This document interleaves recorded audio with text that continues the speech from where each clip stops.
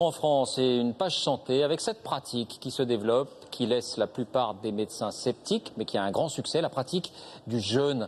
Se priver de nourriture pendant 3 jours, 5 jours, voire plus, pour faire reposer l'organisme. Cela va bien au-delà de la diète qu'on pratiquait autrefois. Alors cette abstinence est-elle salutaire ou illusoire? C'est le dossier de cette édition. Il est signé Jenny Vernock, Antoine Morel. Merci beaucoup. Merci. Ce jus d'ananas, c'est son déjeuner. C'est la seule chose que vous mangez de la journée? Avec la petite soupe du soir, enfin soupe, bouillon du soir. Oui.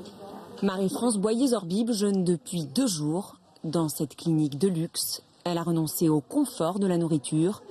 Comme tous les pensionnaires qui l'entourent, au menu tisane, bouillon et jus de fruits. Le jeune Marie-France Boyer-Zorbib y est devenue accro. Depuis 12 ans, elle vient en Allemagne chaque année. Elle paye 8 000 € pour jeûner pendant 2 semaines avec vue sur le lac de Constance, sans pain sec et à l'eau. Il faut que je boive à peu près 6 bouteilles par jour pour éliminer les toxines.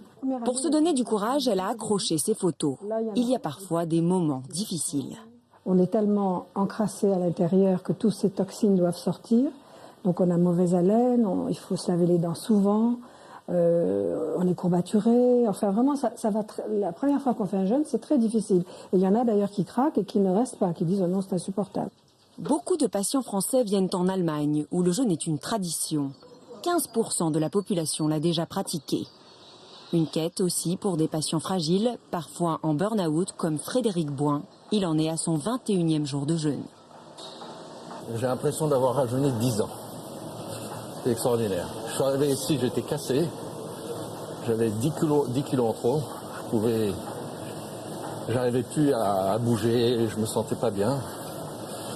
Et voilà, c'est miraculeux, quoi. Un miracle, une renaissance. Ici, la plupart des jeûneurs utilisent ce vocabulaire quasi mystique et ils l'assument. C'est spirituel mais pas religieux. Il faut faire la différence.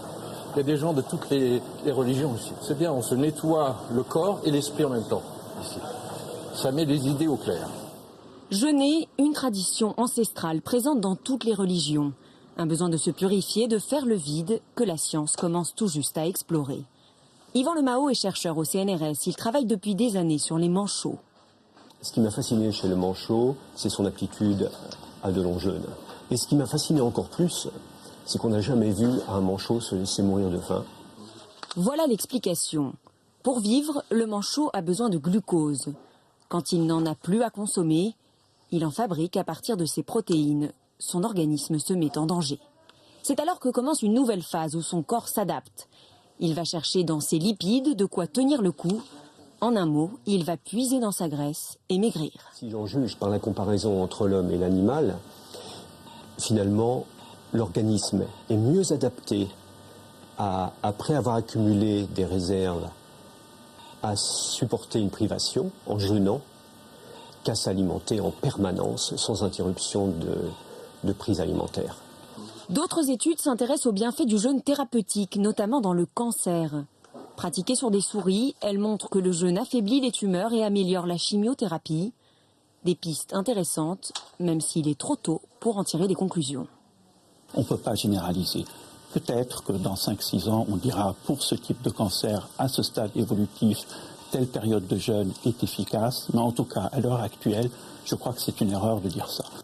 Les bienfaits du jeûne, une piste à explorer, même si aujourd'hui toutes les études le prouvent, moins manger, c'est vivre plus vieux.